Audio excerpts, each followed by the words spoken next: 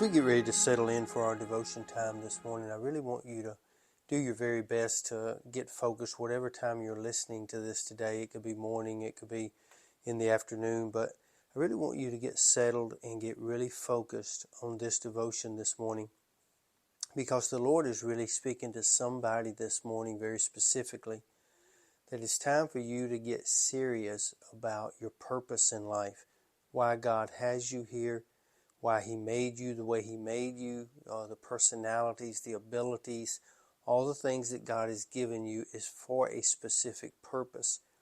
And perhaps you're spending way too much time doing other things or caught up in the world or chasing and pursuing careers and all that. And there's nothing wrong with a great career. There's nothing wrong with financial security and all of those things. That's not what I'm talking about this morning. God is specifically saying, don't let that become your God. Don't let that become your purpose in life, when I have formed you for a different reason. And there are things to accomplish in your life before you leave this earth that no one else was ever born to do but you. And if we don't stay focused on that, we will lose enormous opportunities in our life to make a difference and to make an impact. And when we talk about purpose, I get a lot of questions sometimes about the fact that I kind of stay on this pattern of focus, position, and purpose. And that's for a reason, because God shows us in His Word, and He shows me in my everyday life, that staying focused is a difficult task. It's a difficult task for anybody to stay focused on exactly why they're here, what their purpose is in life.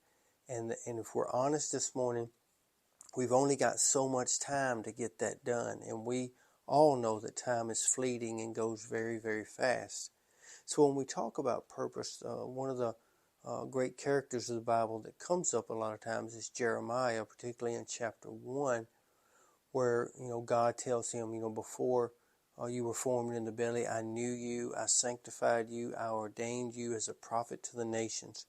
And we see the value and the purpose even before we're born. But I want to go this morning to Exodus chapter 3. And this is the story of when God is calling Moses to bring the Israelites out of Egypt. And I want you to listen to what Moses says to the Lord in Exodus chapter 3, verse number 11.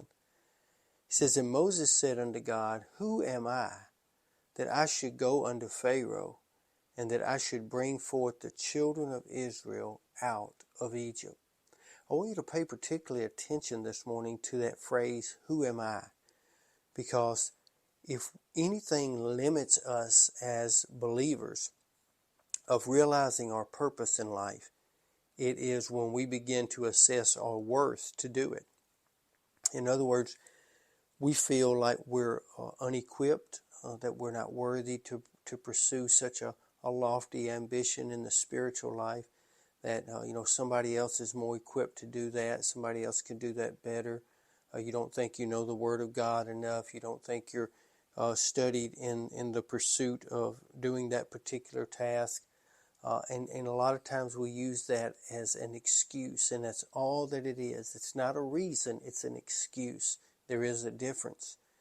And so we need to get beyond that. When Peter and some of the other apostles was going out to proclaim the word, Jesus specifically told him, take no thought of what you will say, for in the hour in which you stand to speak, I'll give you what you need to say, because it is not you that is speaking, but it is me speaking through you, the Lord said. So don't ever use the fact that you feel unequipped or unworthy to realize your purpose. If God called you to it, He will equip you to do it. And so today I want to speak a blessing over each and every one of you today that is listening to this devotion. God's got a plan for you. And through all the flaws, through all the failures, through all the fears, God still desires to use you. See, God knew Moses. He knew Jeremiah. He knew Paul, and He knew Peter, and He knew all of them. He not only knew their strengths, He also knew their flaws. And even though we have flaws, and even though we have failures in our past, and even though we have fears about going forward to the future, God says none of them trumps faith. Fears, flaws, and failures never trumps faith. So if we have faith in God and not in ourselves, but in God, then He will sustain us and carry us where He needs to have us to realize our purpose. Today I want you to be safe, I want you to be strong, and I want you to be blessed. I want you to be that person that'll get up today and lay down those excuses. Lay down those other false idols and false gods that are occupying so much of your time, and get busy realizing your purpose before it's eternally too late. May God bless you. May God keep you today. And Lord's will, we'll see you back here again tomorrow. And until then, you have a great day.